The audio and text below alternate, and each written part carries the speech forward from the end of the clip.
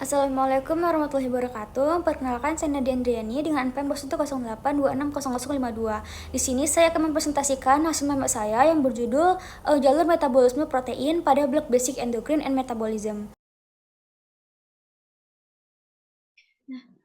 Baik, di sini saya akan menjelaskan tentang dari jalur metabolis protein. Nah, di mana yang pertama itu dari pengertian, apa sih dari metabolis protein itu? Nah, jadi itu adalah suatu proses penguraian sintesis dan menggunakan protein dalam tubuh, yang dimana melibatkan pemecahan protein menjadi asam amino serta sintesis protein yang baru. Nah, dari metabolis protein ini ada terbagi jadi 3 jalur. Nah, yang pertama itu ada jalur ada namanya pencernaan dan penyerapan. Nah, dari penyerapan ini ada dua, ada pencernaan dari protein, di mana untuk lokasi itu adalah lambung juga usus halus, dan juga dari enzim itu terlibat adalah pepsin pada lambung, dan juga tripsin dan simotripsin pada usus halus. Nah, lalu untuk penyerapannya itu pada lokasinya itu di usus halus, untuk transportnya itu adalah asam amino yang diserap melalui membran sel usus ke dalam aliran darah. Nah, lalu dari proses yang jalur metabolis melalui asam amino itu ada penguraian dari asam amino, yang dimana dari deaminasinya itu adalah penghilang gugus amino dari si asam amino. Untuk lokasinya itu di hepar ataupun hati. Untuk yang dihasilkan itu adalah amonia yang dihasilkan menjadi urea, dan disisakan dan sisa dari rangka karbon. Nah, untuk transminasinya itu adalah prosesnya itu adalah transfer gugus amino dari satu asam amino ke asam keto. Lalu untuk enzim yang terlibat itu adalah transminase. Lalu untuk konversinya itu adalah produknya itu asam keto yang dapat digunakan sebagai gluconeogenesis atau siklus Krebs.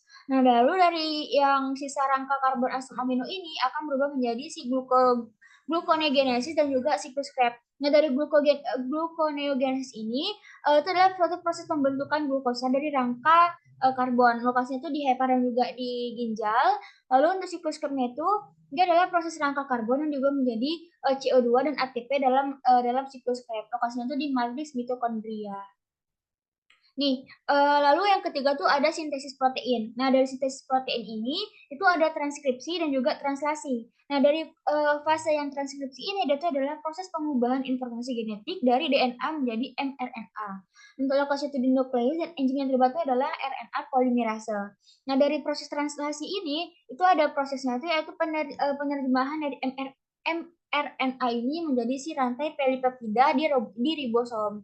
Nah, lokasi itu di ribosom. Untuk komponen mRNA ini untuk komponen itu ada mRNA, ada tRNA, dan juga ada ribosom. Nah, dari fasenya itu ada 3, ada fase inisiasi, ada fase elongasi, dan juga ada fase terminasi. Nah, dari fase inisiasi itu ada ribosom mengikasi mRNA dan tRNA. Nah, kalau yang fase dari elongasi ini itu menjadi penambahan asam amino ke rantai pelipeptida. Nah, dari fase terminasi ini dia itu adalah melepaskan si rantai pelipeptida ini yang baru disintesis. Nah, lalu adapun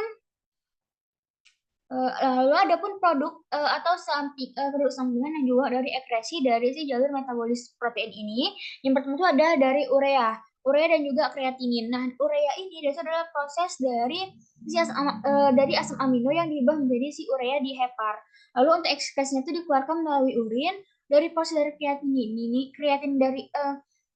kreatinin ini itu adalah hasil dari metabolis kreatin yang disekresikan melalui urin.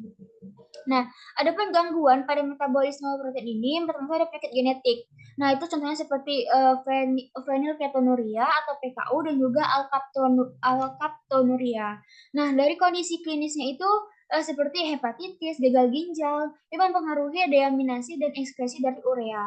Lalu ada gangguan dari defisiensi nutrisi, di mana itu kekurangan asam amino yang esensial dan malnutrisi. Lalu adapun proses regulasi dari metabolisme protein ini ada kontrol enzim, pengaruh hormonal, dan juga ada ketersediaan nutrisi. Nah, untuk kontrol enzimnya itu adalah enzim itu yang terkunci adalah si transminase dan juga deaminase.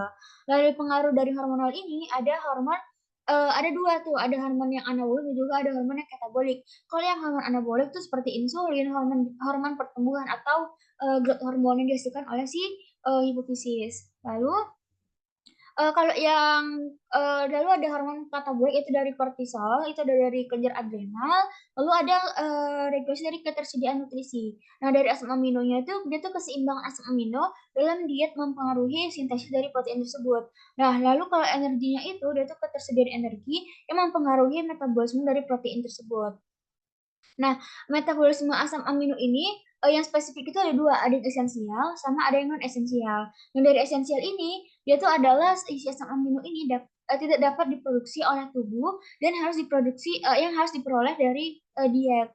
Nah, kalau contohnya itu seperti lisin, triptofan dan juga leusin. Nah, lalu kalau yang asam amino yang non esensial, dia tuh adalah, asam amino yang dapat diproduksi oleh tubuh. Contohnya seperti alanin, aspargin, dan juga glutamin. Intinya tuh kalau yang esensial ini tidak dapat diproduksi dari tubuh. Kalau yang non esensial dapat dipengaruhi atau dapat diproduksi dari tubuh tersebut gitu.